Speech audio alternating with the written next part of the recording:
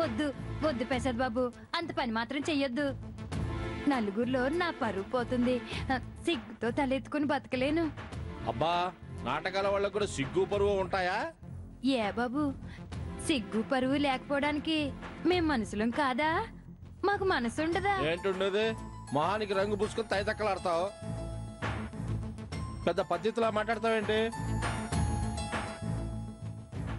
అవును బాబు, మేం మొక్కలకి రంగులేసుకునే వాళ్ళమే గాని మనసుకి రంగులేసుకుని మోసాలు చేసేటోళ్ళం కాదు బాబు.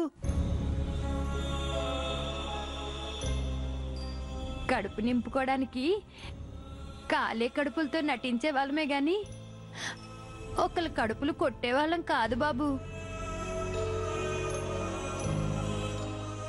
లోపల ఏడుస్తూ మిమ్మల్ని నవ్విస్తాం, పైకి నవ్వుతూ లోపల ఏడుస్తామే తప్ప ఇంకొకరి ఏడుపుకి కారణం కాం బాబు. మేమంతే బాబు. చప్పట్లు కొడితే అదే 10 కోట్లు అనుకునే ఎర్రోలం, పొగడ్తలతోనే పండగ చేసుకునే పిచ్చోలం.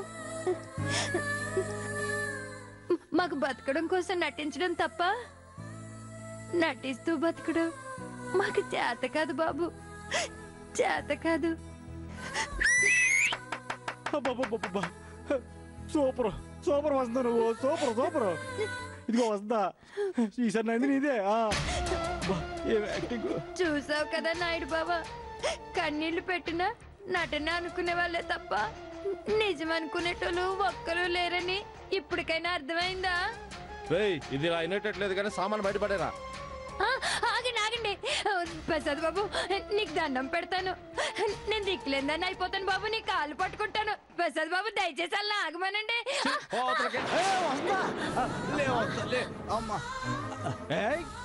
ఏంటిది లదని శివుడి?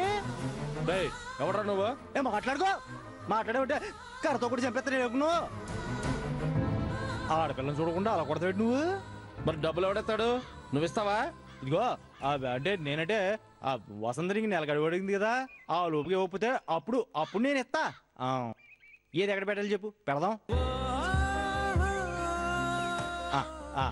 పెన్ను పోరా, ఇది పట్టుకో. అదే